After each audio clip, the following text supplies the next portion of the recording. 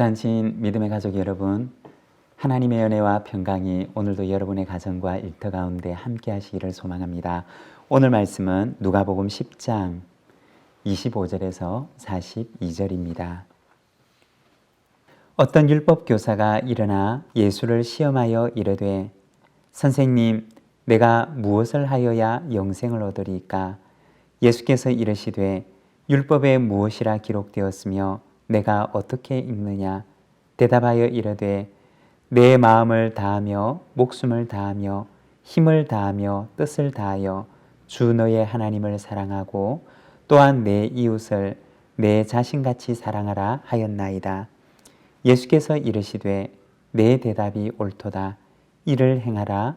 그러면 살리라 하시니 그 사람이 자기를 옳게 보이려고 예수께 여짜오되 그러면 내 이웃이 누구니이까? 예수께서 대답하여 이르시되 어떤 사람이 예루살렘에서 여리고로 내려가다가 강도를 만나매 강도들이 그 옷을 벗기고 때려 거의 죽은 것을 버리고 갔더라.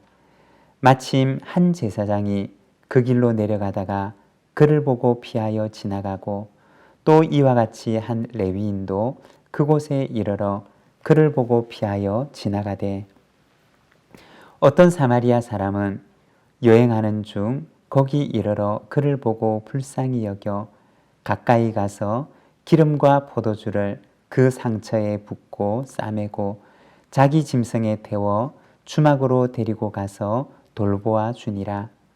그 이튿날 그가 주막 주인에게 데나리온 2를 내어주며 이르되 이 사람을 돌보아 주라. 비용이 더 들면 내가 돌아올 때 갚으리라 하였으니 내 생각에는 이 세 사람 중에 누가 강도 만난 자의 이웃이 되겠느냐? 이르되 자비를 베푼 자니이다. 예수께서 이르시되 가서 너도 이와 같이 하라 하시니라. 그들이 길 갈 때에 예수께서 한 마을에 들어가심에 마르다라 이름하는 한 여자가 자기 집으로 영접하더라. 그에게 마리아라는 동생이 있어 주의 발치에 앉아 그의 말씀을 듣더니 마르다는 준비하는 일이 많아 마음이 분주한지라. 예수께 나아가 이르되 주여, 내 동생이 나 혼자 일하게 두는 것을 생각하지 아니하시나이까? 그를 명하사 나를 도와주라 하소서. 주께서 대답하여 이르시되 마르다야 마르다야, 내가 많은 일로 염려하고 근심하나 몇 가지만 하든지 혹은 한 가지만이라도 족하니라. 마리아는 이 좋은 편을 택하였으니 빼앗기지 아니하리라 하시니라. 아멘. 오늘 우리가 읽은 이 말씀에 보면 한 율법 교사가 예수님을 찾아옵니다. 그리고는 묻기를 내가 무엇을 해야 영생을 얻겠습니까? 라고 얘기를 합니다. 25절의 말씀을 보게 되면 어떤 율법 교사가 일어나 예수를 시험하여 이르되 라고 말씀을 합니다. 예수님을 찾아왔던 이 율법 교사는 사실은 영생에 대해서 알고 싶었던 것이 아니라 예수님을 시험하고자 하는 목적으로 찾아왔던 것이었습니다. 우리가 최근에 말씀을 나누었던 것처럼 그 당시 유대 사회에 있어서 서기관들이라고 하는 사람들은 구약의 모세오경을 가지고 많은 규칙과 규정을 만들었던 사람들이었습니다. 그리고 바리새인들은 그것을 평생 지키기로 헌신했던 사람들이었고, 그리고 이 율법 교사들은 어떤 사람들이었느냐? 서기관들이 만들어 놓았던 그 규정들을 사람들에게 가르치고 그리고 이것을 해석하는 일을 맡았던 사람들이었습니다. 그런데 바로 이 사람이 예수님께서 많은 사람들을 가르치신다는 얘기를 듣고서는 예수님을 찾아왔던 것입니다. 그리고 내가 무엇을 해야지 영생을 얻겠습니까? 라고 물어보면서 예수님을 시험하고자 했던 것입니다. 예수님께서 당신을 찾아오셨던 그 율법 교사에게 말씀하십니다. 율법에는 무엇이라 기록되었으며 내가 어떻게 읽느냐? 그리고 그가 대답을 합니다. 내 마음을 다하며 목숨을 다하며 힘을 다하며 뜻을 다하여 주 너의 하나님을 사랑하고 또한 내 이웃을 내 자신같이 사랑하라 하였나이다. 그러자 예수님께서 그에게 말씀하십니다. 이를 행하라. 그러면 살리라. 율법 교사들은 어떤 사람들이었느냐?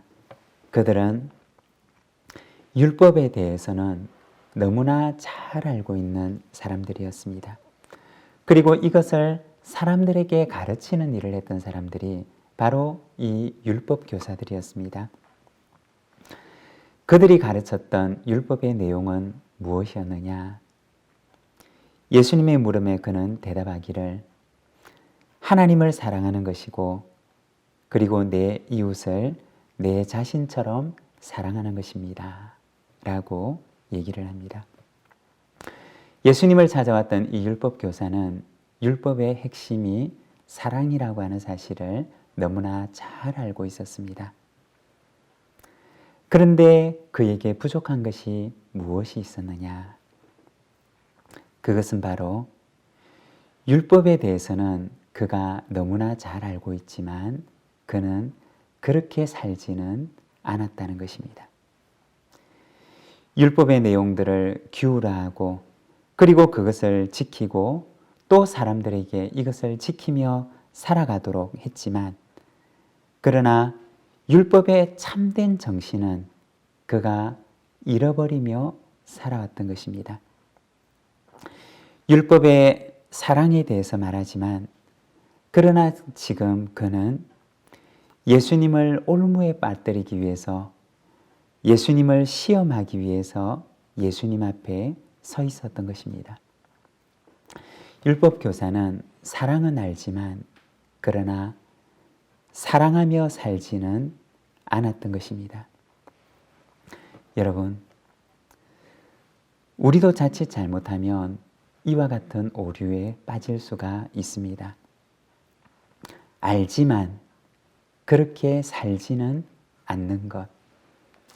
야고보서 3장 1절의 말씀을 보게 되면 내 형제들아 너희는 선생된 우리가 더 큰 심판을 받을 줄 알고 선생이 많이 되지 말라고 말합니다.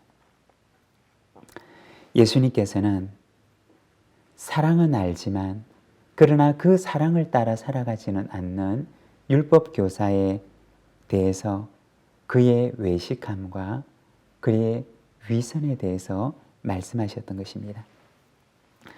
사랑하는 여러분, 우리의 삶이 사랑을 아는 것이 아니라 사랑하는 삶을 살아가는 저와 여러분의 삶이 되기를 소망합니다. 예수님께서는 내 이웃이 누구입니까? 라고 묻는 그 율법 교사에게 선한 사마리아인의 이야기를 들려주십니다. 그 이야기를 보게 되면 어떤 사람이 예루살렘에서 여리고로 내려가다가 강도를 만나게 됩니다. 예루살렘은 해발 800m 고지에 있는 곳이었고 그리고 여리고는 해발 250m에 위치한 곳이었습니다. 예루살렘에서 여리고까지 내려가는 그 길은 아주 험한 길로 유명했는데 거기에서는 강도들이 바위나 혹은 동굴에 숨어 있다가 사람을 약탈하는 경우들이 종종 있었습니다.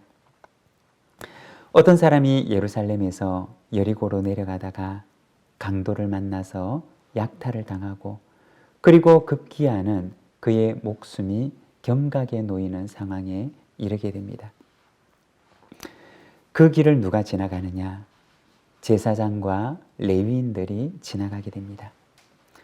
그 당시 이 제사장과 레위인들은 예루살렘 인근 마을에 살고 있었는데 예루살렘 인근에 있는 여리고에 살면서 자신의 순번이 되면 예루살렘으로 올라가서 성전의 예배와 제사를 돕고 그리고 마치고 나서는 자신의 집으로 돌아가곤 했습니다. 그런데 아마도 오늘 본문에 나와 있는 이 상황도 역시 제사장들과 레위인들이 안식일에 성전 예배를 섬기고 성전의 제사를 섬기고 나서 아마도 자신의 집으로 돌아가고 있던 것으로 여겨집니다. 그들은 성전의 예배에서 제사를 집례하고 그리고 예배와 관련되는 일을 돕습니다. 그리고 어쩌면 그들은 거기에서 하나님의 말씀을 선포하고 또 가르쳤는지도 모릅니다. 아마도 그들은 그 안식일에 성전에서 예배와 제사를 집례하면서 어쩌면 하나님의 사랑에 대해서 강론하였을 것입니다. 그리고 예배가 다 마친 뒤에 그들은 정리하고 그리고 이제 자신의 삶의 자리로 돌아가게 되는데 바로 그들이 돌아가는 그 길에서 강도 만났던 이 사람 앞을 지나가게 되는 것입니다. 주일의 예배에는 안식일의 예배에는 그들은 하나님의 사랑에 대해서 얘기를 하고 하나님의 사랑과 용서를 의미하는 제사를 집례합니다. 그렇지만 그들의 삶의 자리로 돌아가는 그 길에서 그들은 목숨이 경각에 이른 강도 만난 그의 이웃을 외면하고 지나가게 됩니다. 머리로는 사랑을 이해하고 사랑을 강론했지만 그러나 그들의 삶은 사랑과는 거리감은 사랑을 외면하는 삶을 살았던 것입니다. 결국 제사장들과 레위인들에게 외면을 당한 이 강도 맞는 사람을 누가 돕게 되느냐? 바로 사랑과는 전혀 상관이 없을 것 같은, 하나님과는 전혀 사랑이 없을 것 같은 사마리아 사람이 그를 돕게 됩니다. 36절과 37절에 보면 예수님께서 그에게 물으십니다. 내 생각에는 이 세 사람 중에 누가 강도 만난 자의 이웃이 되겠느냐? 이르되 자비를 베푼 자니이다. 예수께서 이르시되 가서 너도 이와 같이 하라 하시니라. 예수님께서는 그 율법 교사에게 내 이웃이 누구입니까? 라고 묻는 그에게 말씀하시기를 가서 너도 이와 같이 하라고 하십니다. 사랑을 말하지 말고 머릿속으로만 사랑을 이해하지 말고 너도 이와 같이 사랑의 삶을 살라고 말씀하시는 것입니다. 너도 이 사마리아 사람과 같이 선한 이웃이 되는 삶, 좋은 이웃이 되는 삶, 사랑의 능력을 지닌 삶을 살아가라고 말씀하시는 것입니다. 2021년 우리 교회는 이 한 해 선한 능력으로 일어서는 교회라고 하는 표를 가지고 있습니다. 선한 능력은 어떤 능력이냐? 바로 오늘 우리가 읽었던 이 말씀에 따르면 사랑의 능력입니다. 교회가 사랑의 능력을 회복할 때 세상을 치유하는 사명을 감당할 수 있는 것입니다. 이웃을 향해서, 세상을 향해서 좋은 이웃이 되어줄 수 있고 선한 이웃이 되어줄 수 있는 사랑의 힘을 회복할 때 교회는 세상을 치유하는 사명을 감당할 수가 있는 것입니다. 사랑하는 여러분, 우리 가운데 그리고 우리의 교회들 가운데 세상을 치유하는 사랑의 능력을 회복한 우리의 모습이 되기를 소망합니다. 세상은 바로 오늘도 지금도 사랑의 능력을 지닌 교회를 기다리는 것입니다. 38절부터 이어지는 말씀을 보면 마르다와 마리아에 대해서 말씀을 하십니다. 여기에 보면 많은 일로 분주했던 마르다, 그리고 말씀을 사모해서 예수님의 발치 앞에 앉아있는 마리아에 대해서 말씀을 합니다. 여러분, 오늘 우리가 본문에서 읽는 이 말씀과 같이 우리가 생각해 보면 이 마르다에게 불만이 생길 수도 있지가 않겠습니까? 41절과 42절에 보면 예수님께서 그 마르다에게 말씀하십니다. 주께서 대답하여 이르시되 마르다야 마르다야 내가 많은 일로 염려하고 근심하나 몇 가지만 하든지 혹은 한 가지만이라도 족하니라. 마리아는 이 좋은 편을 택하였으니 빼앗기지 아니하리라 하시니라. 우리가 이 말씀을 가만히 보면 예수님께서 마르다에게 무엇이라고 말씀하셨느냐? 바로 족하다고 하십니다. 그리고 마리아를 향해서도 좋은 편을 택하였다라고 말씀하십니다.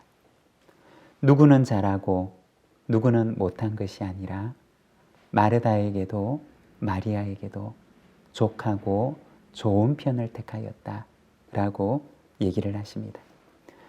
마르다의 그 봉사도 아름다운 일이고 예수님의 말씀을 사모해서 예수님의 발치 앞에 앉아있는 그 마리아의 모습도 아름답다는 것입니다. 그러면 우리는 무엇을 선택해야 하느냐? 마르다의 봉사냐? 마리아의 그 말씀을 사모하는 마음이냐? 둘 중에 하나가 아니라 바로 우리의 모습 가운데 마르다의 모습과 마리아의 모습이 함께 공존할 수가 있다면 아마 더없이 아름다운 그러한 모습을 지닐 수가 있을 것입니다. 공동체 가운데는 마리아의 은사가 더 강한 사람이 있고 또 마리아의 모습이 더 강한 사람이 있을 수도 있습니다. 그렇지만 이 두 가지 모습이 우리 속에 함께 있을 때 공동체는 더 건강하고 더 아름다운 모습을 지닐 수가 있을 것입니다. 이 한 해 우리가 마르다처럼 일어나 봉사하고 마리아처럼 앉아서 주님의 말씀을 사모하는 우리 모든 부산진 믿음의 공동체, 우리 모든 부산진 믿음의 가족들이 되시기를 바랍니다. 기도하겠습니다. 사랑의 하나님 아버지, 은혜를 감사합니다. 오늘 이 아침 우리에게 주님의 귀한 말씀 들려주시니 감사합니다. 하나님, 오늘 이 하루 우리에게도 마르다처럼 일어나 봉사할 수 있는 힘을, 마리아처럼 무릎 꿇고 앉아 주님의 말씀을 사모하며 기도할 수 있는 힘을 우리에게 허락하여 주시기를 원합니다. 사랑하는 하나님 아버지, 2021년 이 한 해 우리가 선한 능력의 교회가 되기를 원합니다. 아버지 하나님, 참으로 세상을 치유하는 세상 가운데 그리스도의 선한 능력을 지닌 좋은 이웃이 되는 능력과 선한 이웃이 되는 능력을 지닌 우리의 교회가 되도록 주님 인도하여 주시기를 원합니다. 사랑하는 하나님 아버지, 이 한 해 우리가 하나님 앞에 선한 능력의 교회가 되기를 소망하고 기도하고 헌신하며 오늘 이 땅 가운데 참으로 메마른 이 땅 가운데 복음의 삶의 씨앗을 우리가 심기를 원합니다. 주님, 저희를 굳세게 하시고 저희를 힘있게 하셔서 이 땅에 선한 씨앗을 심는 저희들의 삶이 되게 하여 주시옵소서. 우리 구주 예수 그리스도의 이름으로 기도드립니다. 아멘.